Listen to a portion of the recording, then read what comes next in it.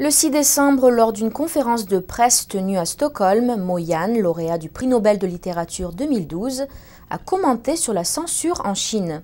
Ses propos ont, tout au long, suscité la controverse.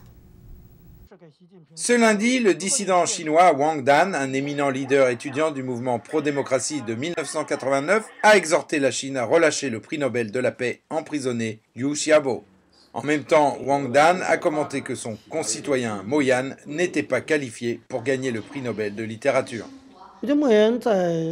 Je trouve que le discours de Mo Yan à Stockholm est très décevant, exaspérant même, parce que lorsqu'il a parlé de la censure des paroles en Chine, bien qu'il ait dit ne pas être d'accord, il a montré par son attitude qu'il l'était. Tout le monde l'a vu. Il ne peut pas le nier. Le prix Nobel de littérature ne récompense pas seulement des accomplissements littéraires. L'esprit du prix Nobel de littérature concerne aussi comment la littérature influence la société. Sous cette perspective, je ne pense pas que Mo Yan soit qualifié. Ran Yunfei, un activiste dans la province du Sichuan, a tweeté « La foi aveugle de Mo Yan dans le pouvoir d'État et son ignorance des droits de l'homme sont vraiment choquants pour les gens. » Le point qu'il a abordé concernant la censure existant dans chaque pays du monde est d'une totale absurdité. Mo Yan pense que le pouvoir du gouvernement est le plus élevé et qu'il est le juge de la vérité. Pourtant, tout le monde peut dire que le régime est contre le sens commun. Mo Yan a refusé de soutenir une pétition des autres lauréats réclamant la liberté pour Liu Xiaobo, disant n'avoir jamais rien fait que les autres aient essayé de le forcer à faire. L'écrivain a aussi défendu la censure comme étant quelquefois nécessaire, la comparant au contrôle de sécurité dans les aéroports.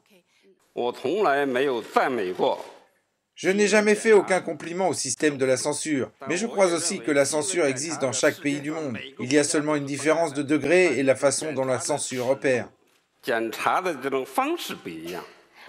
D'après de nombreux dissidents et écrivains, Mo Yan était indigne de cette victoire parce qu'il s'était abstenu de commenter la situation critique de Liu Xiaobo et qu'il était trop proche des autorités chinoises.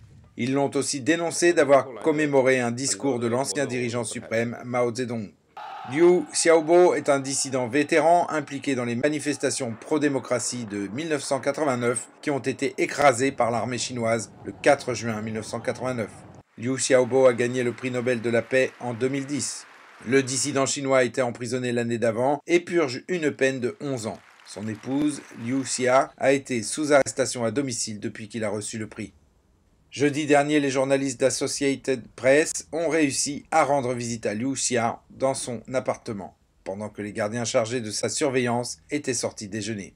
Selon le reportage de AP, Liu Xia tremblait d'une manière incontrôlable et pleurait en décrivant aux visiteurs inattendus comment sa détention sous arrestation à domicile a été absurde et émotionnellement épuisante pendant ces 2 ans, depuis que son activiste de mari, Liu Xiaobo, a reçu le prix Nobel de la paix en 2010.